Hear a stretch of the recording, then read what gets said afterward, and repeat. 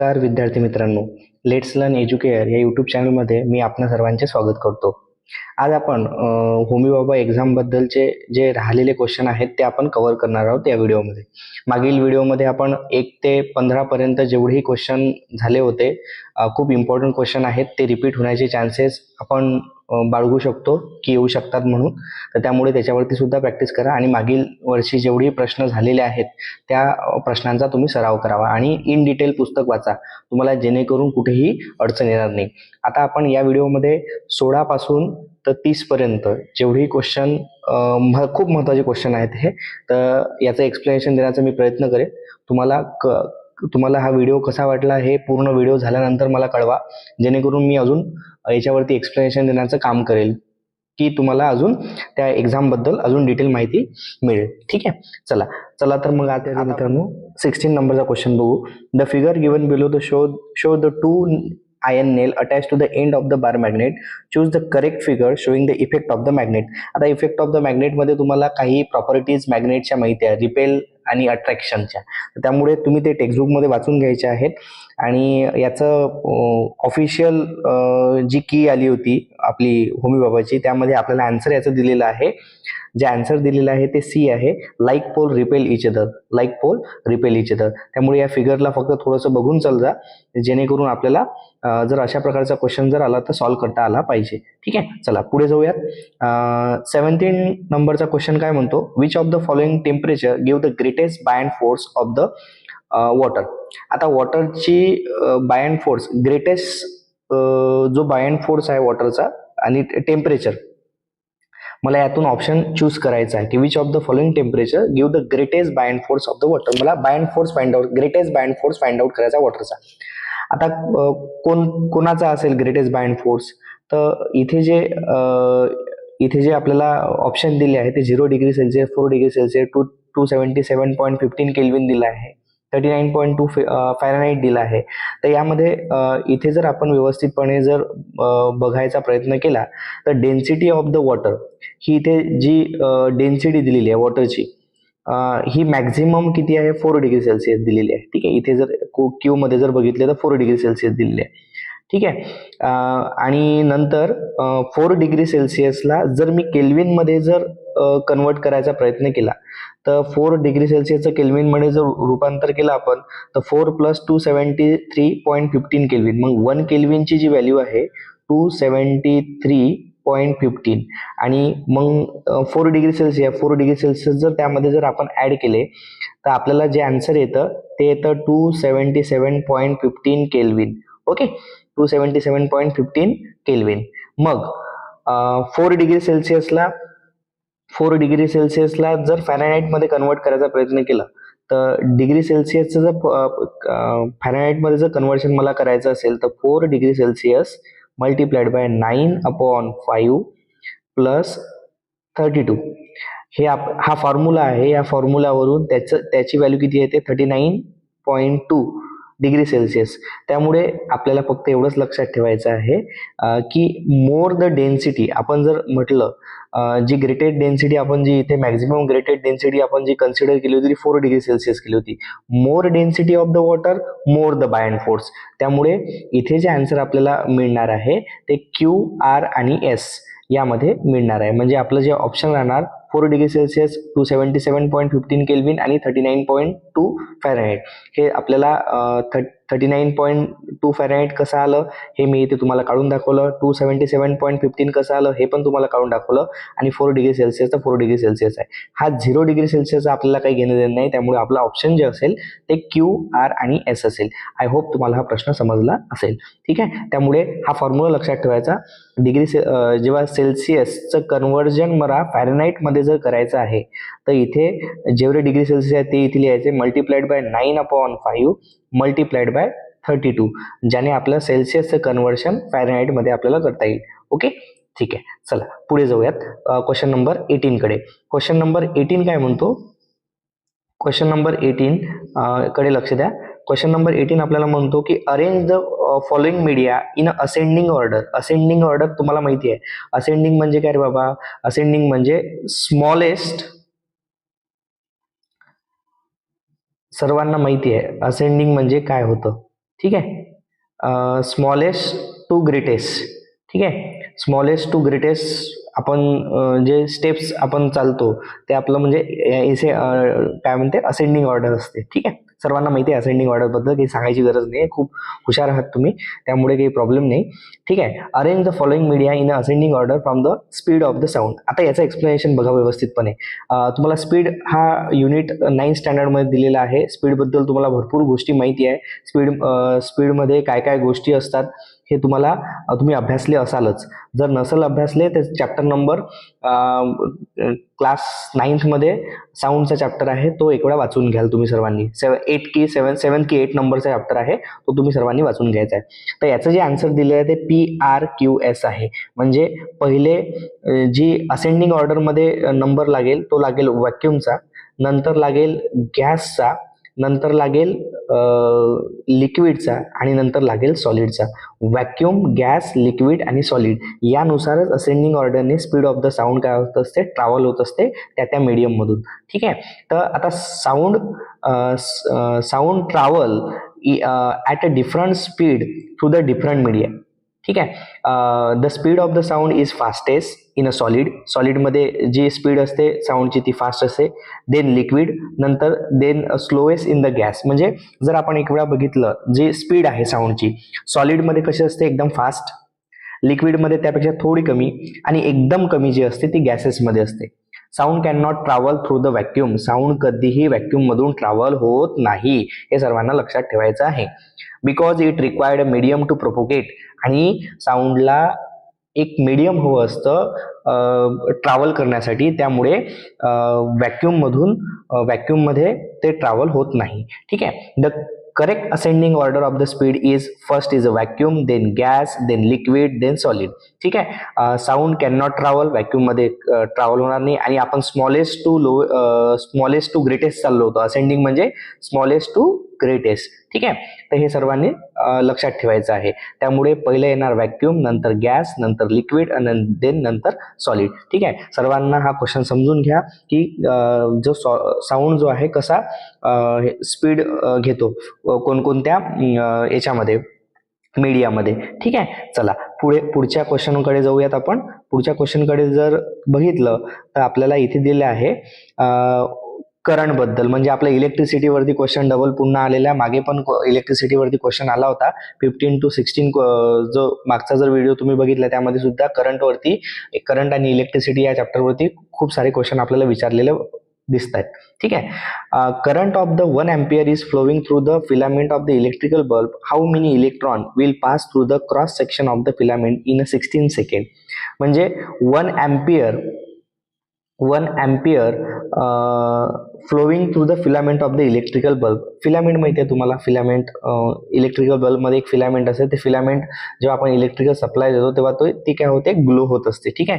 तर त्यातून जो करंट फ्लो होत आहे तो करंट फ्लो किती होत आहे, 1 ampere होत आहे.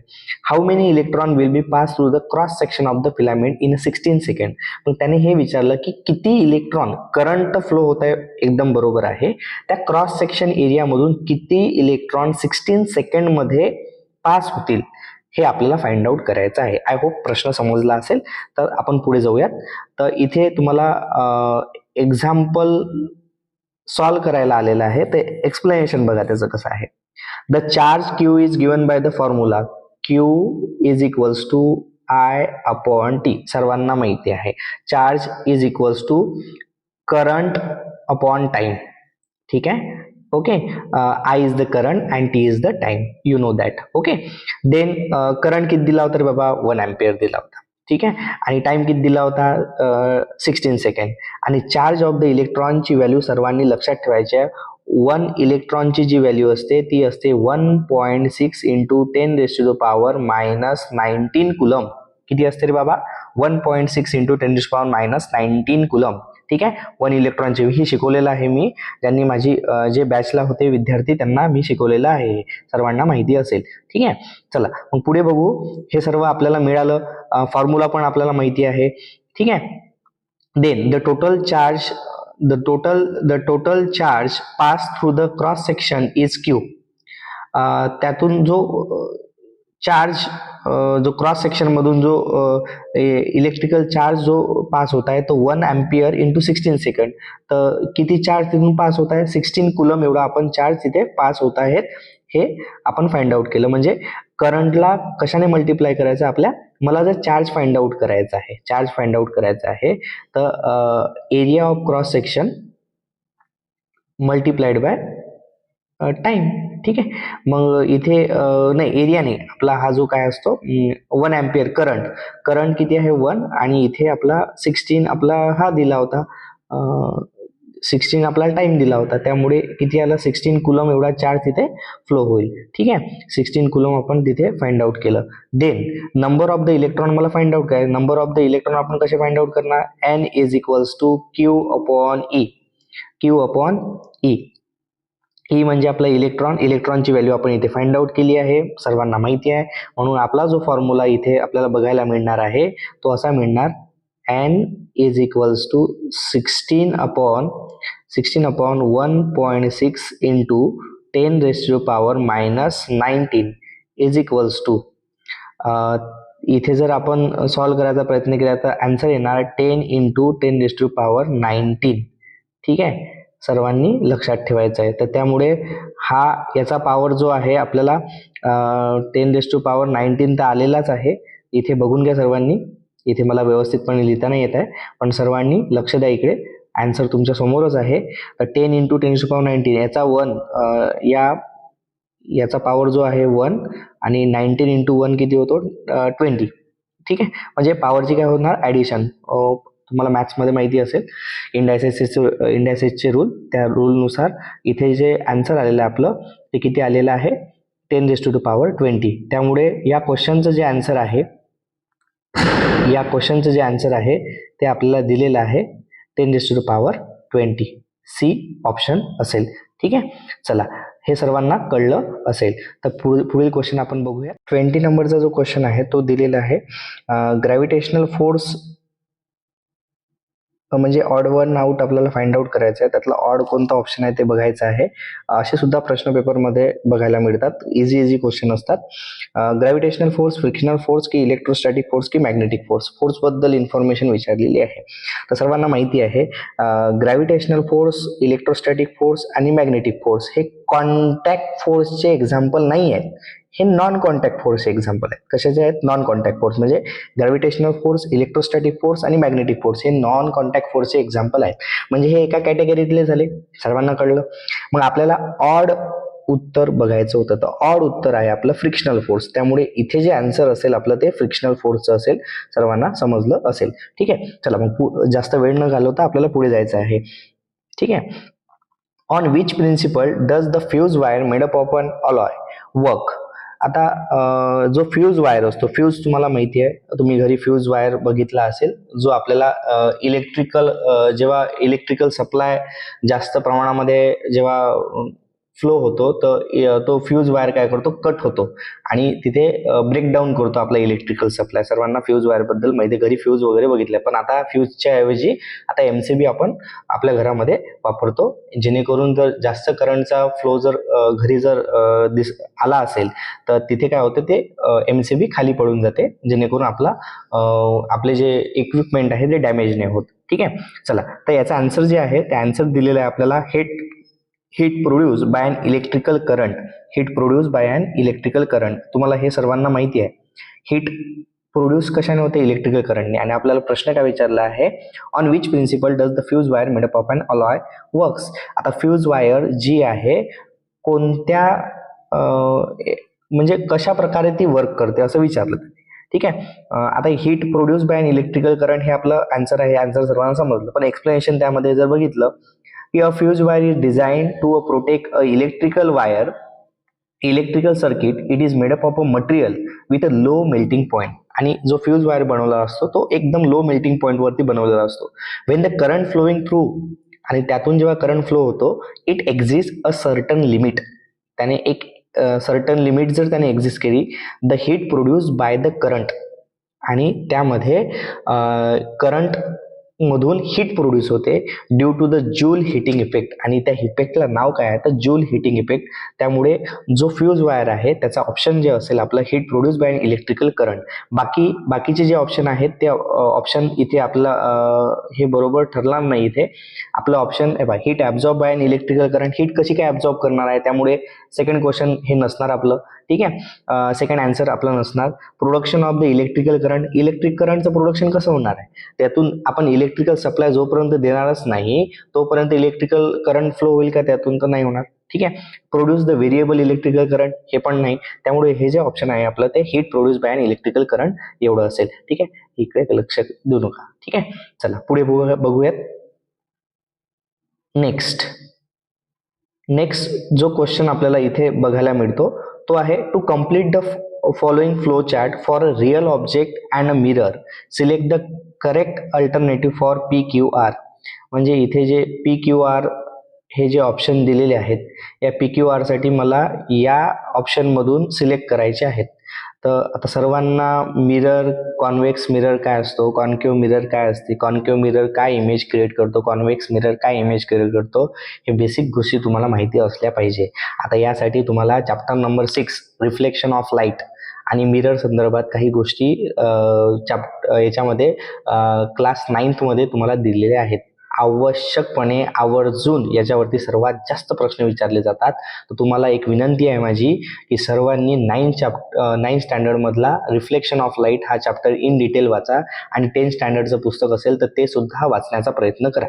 त्यामुळे इथे जे ऑप्शन आपल्याला दिलेलं आहे म्हणजे करेक्ट ऑप्शन आहे याचं C, प्लेन, कॉन्व्हेक्स आणि कॉन्केव्ह. ठीक आहे, प्लेन पहिल्या ऑप्शन मध्ये आपल्याला इथे P मध्ये येणार प्लेन, दुसऱ्या याच्यामध्ये येणार कॉन्व्हेक्स आणि तिसऱ्यामध्ये आपल्याला इथे मिळेल इथे कॉन्व्हेक्स आणि इथे प्लेन. ओके, चला मग आता याचं एक्सप्लेनेशन जर बघायचं राहिलं की सर इथे कसं काय येणार, तर पहिले आपण हे वाचून घेऊयात. इथे काय म्हटलंय इथे काय म्हटलं, mirror is the focal length of the mirror is infinite.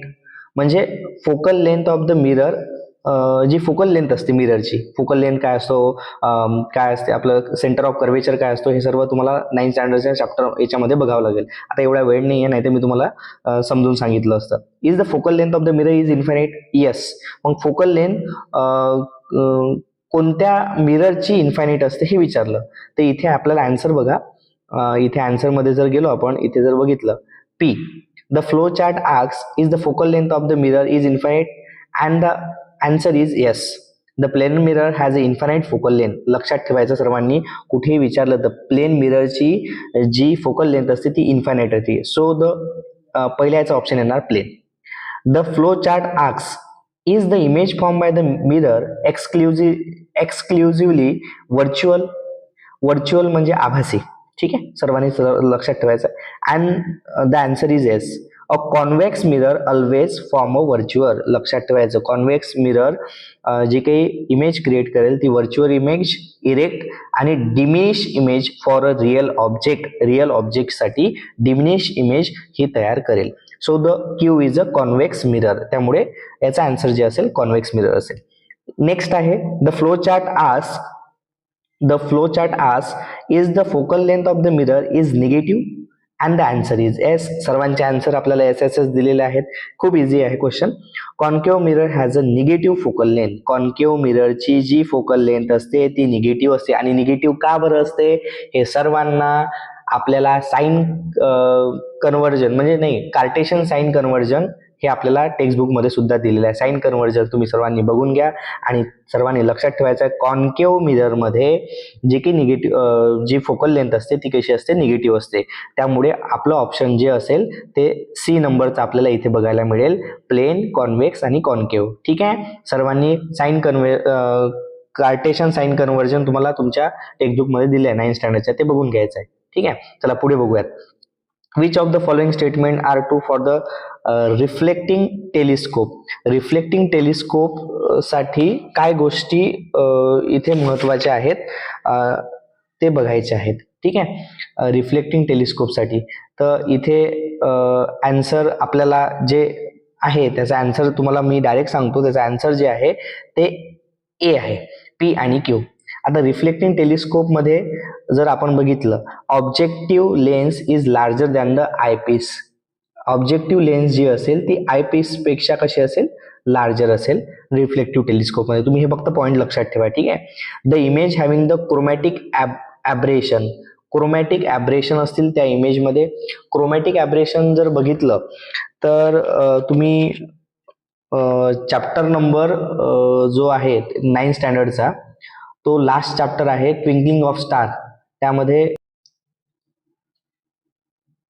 सर्वांना object lens is larger than eyepiece हे सर्वांना पहिलं कळलं असेल, ठीक आहे. आणि the image having the chromatic aberration, chromatic aberration म्हणजे काय, the effect produce by the refraction, जी इमेज इफेक्ट प्रोड्यूस होतो रिफ्रॅक्शनमुळे ऑफ द डिफरंट वेवलेंथ, म्हणजे different wavelength of the light through the slightly different angle resulting in and the failure to the focus. आणि हे जे आहे ना chromatic ॲब्रेशन काय करतात, जेव्हा आपण फोकस करायला जातो तर ते फोकस टेलिस्कोपला फोकस केल्यानंतर तिथे काय होतं, आपल्याला फोकस व्यवस्थितपणे बघायला मिळत नाही. त्यामुळे ह्या दोन गोष्टी बरोबर आहेत की objective lens is larger than the eyepiece. Objective lens जी असेल larger than the eyepiece, eyepiece पेक्षा ती मोठी असेल ऑब्जेक्टिव्ह लेन्स, ठीक आहे. म्हणजे आपण जर हे जर बघितलं, टेलिस्कोप जर बघितलं, आपल्या डोळ्यापेक्षा त्याची जी लेन्स जर बघितली ती मोठी असेल, सरळ सरळ. The image having the chromatic aberration, आणि आपल्याला त्याला सेट करावं लागेल. पहिले ते एकदम क्लिअरली व्यवस्थितपणे दिसणार नाही, म्हणून क्रोमॅटिक ॲब्रेशन तिथे येतील, म्हणजे फेल्युअर टू द फोकस करायला आपल्याला थोडासा त्रास होईल.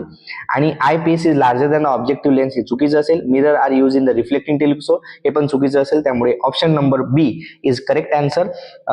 Option number A is a correct answer. P and Q. Okay. काही प्रॉब्लेम आहे कोणाला? ठीक आहे, नाही ना. रिफ्लेक्ट, आता त्याचं अजून एक्झाम्पल जर तुम्हाला म्हणजे अजून एक्सप्लेनेशन जर बघायचं असेल तर माझं बोलणं ऐकून घ्या सर्वांनी. A reflecting telescope has a objective lens that is larger than the eyepiece lens. The image form may be suffer from the chromatic aberration due to the dispersion of light through the objective lens. Dispersion of लाईटमुळे पण सुद्धा या गोष्टी आपल्याला बघायला मिळतात, ठीक आहे. तर तुम्ही जेवढं मी सांगितलं तेवढंच लक्षात ठेवा. जास्त डिटेलमध्ये जाण्यात काही अर्थ नाही आता सध्या, कारण आपल्याला तुम्ही जेवढं पुस्तक वाचाल तेवढं तुमच्यासाठी बेटर राहील. ओके, चला पुढे जाऊयात. हा पण क्वेश्चन सेम तसाच. याचं करेक्ट आन्सर आहे बी. पण क्वेश्चन वाचून घेऊ आपण पहिले, एकदम आन्सर देणं पण बरोबर नाही. Statement, increasing the length of the conducting wire increase its resistance, एकदम करेक्ट आहे. जर मी length of the wire increase केला, कंडक्टिंग वायर इन्क्रीजेस, तर त्याचं रेजिस्टन्स वाढणार की नाही वाढणार? आपण चॅप्टरमध्ये शिकलो आहे, 4th नंबर चॅप्टरमध्ये इलेक्ट्रिसिटीमध्ये, बरोबर आहे. Resistance is inversely proportional to the area of the cross section, एकदम करेक्ट आहे. Resistance is directly inversely proportional to the cross section of the conductor, हे पण बरोबर आहे. त्यामुळे हे याचं जे ऑप्शन असेल आपलं हे बी असेल. Both 1 and 2 statement are true, but the second is not correct explanation of the second. म्हणजे सेकंड जो स्टेटमेंट आहे तो याचं एक्सप्लेनेशन करत नाही, पण दोन्ही स्टेटमेंट बरोबर आहेत. तर असे सुद्धा पेपरमध्ये प्रश्न विचारले जातात की हे दोन्ही करेक्ट आहेत, पण सेकंडचं काही याच्यासोबत कनेक्शन दिसत आहे का? नाही, हे स्टेटमेंट वेगळं आहे, हे स्टेटमेंट वेगळं आहे, पण दोन्ही ट्रू आहेत, ठीक आहे.